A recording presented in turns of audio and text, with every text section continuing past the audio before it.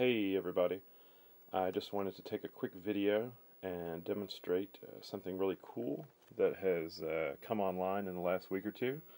It is the Apple Game Server Online, and what it is, it's a collection of audio files. They're the data tape audio data from Apple II games on tape, and basically you plug a computer into the audio out of some internet connected machine into the Apple IIe or 2 Plus, or I think 2 also. It has to have a cassette port. And in a few seconds you can load up the data just as if it was a cassette tape, and you can be playing a game without any discs, without any disk drives at all, which is kind of cool. Anyway, this is a project that I first read about a few years ago, not in an online version. I think it was a PC app, or maybe a Mac app as well. But anyway, this is the online version with, I guess, MP3s, that sort of thing, that you can choose from and play, and let me just demonstrate it. So let me plug in the audio. So you plug it in, turn the volume to max. Alright. And on the Apple you just type load. And then you find the game you want. Let's take Montezuma's Revenge. I used to love that game. It has a hi-fi and a lo-fi. Hi-fi is a quick load, lo-fi is a slow load, but I think more reliable. I've only had one hi-fi failure, so it's worth a shot. But anyway, here you go.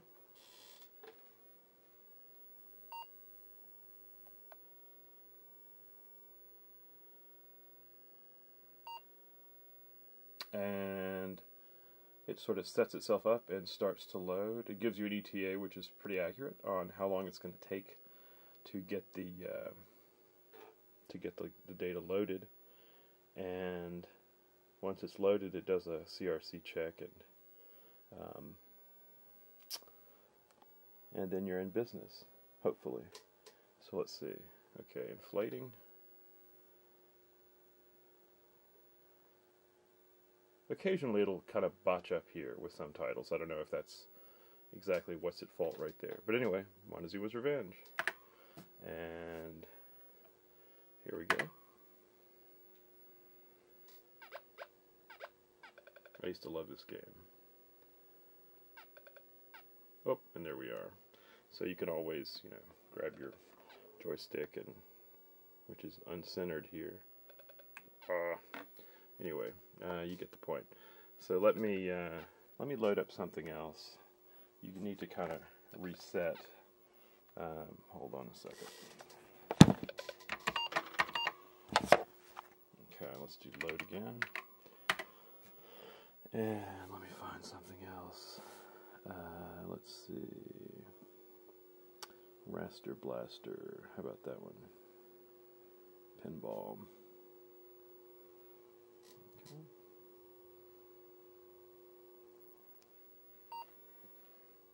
And it should load right up. 19 seconds for this one. Some are like 6 seconds, which is, pretty small games. But then so were a lot of the early 2 games from the late 80s, or from the early 80s and late 70s. And the online version right now is about 100 titles. Oh, there we go. And or exactly 100 titles. And it's pretty cool. Uh-oh, see? There we go. We had an error. So I don't know what that's about. Yeah. Hold on. Let's try one more. A couple of these actually have, well, here, let me get to that in a minute. Let's try Robotron. Apple II has an excellent version of Robotron. It's just awesome. Done pretty well for a single stick. I actually think it supports either paddles or dual stick. Okay, 13 seconds, so that's smaller. A few more games there while we're loading. Mario Brothers. Nintendo's not doing so many games out on Apple platform these days. Here we go. Robotron. And let me joystick. Yeah, joystick and keyboard, I guess. So you can do like a dual stick with that. I'll just do one joystick.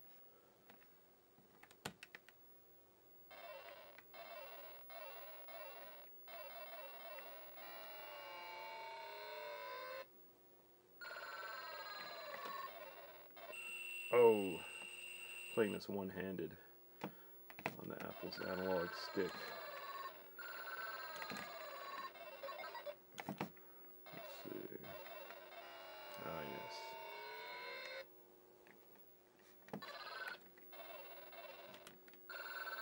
Yeah, this is an awesome version. It's crazy how good this is. Ah, okay. And let me show now. I actually found a couple of games on here have they support the Mockingbird. I've got a Korean Mockingbird clone. Mockingbird is a sound card for the Apple II. When sound cards weren't really a common thing, and I think Pitfall 2 supports it. So let's load Pitfall 2 and see what happens. So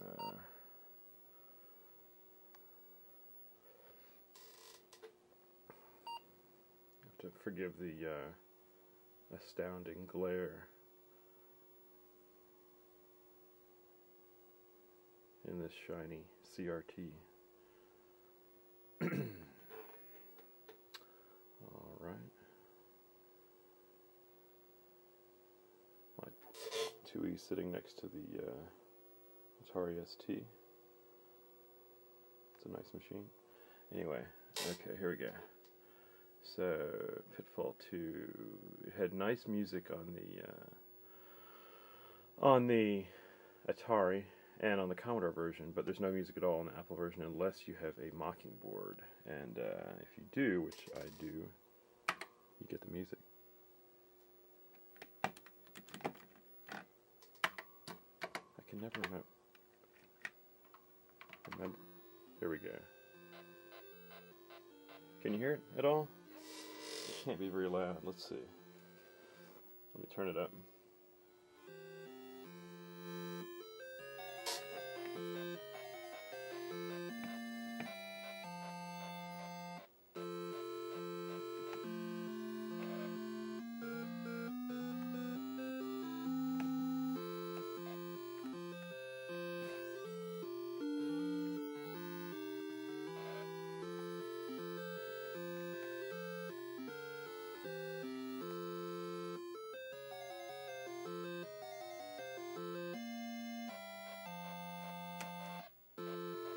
Okay.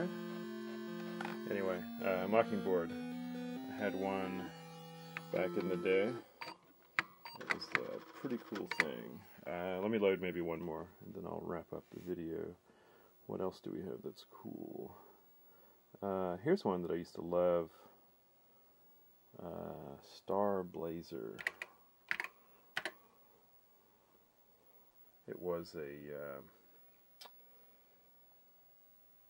game I got the same day I picked up Choplifter, I remember, and I spent a crazy amount of time playing both of these. And it's not quite a Choplifter as far as game excellence, but it's still pretty great.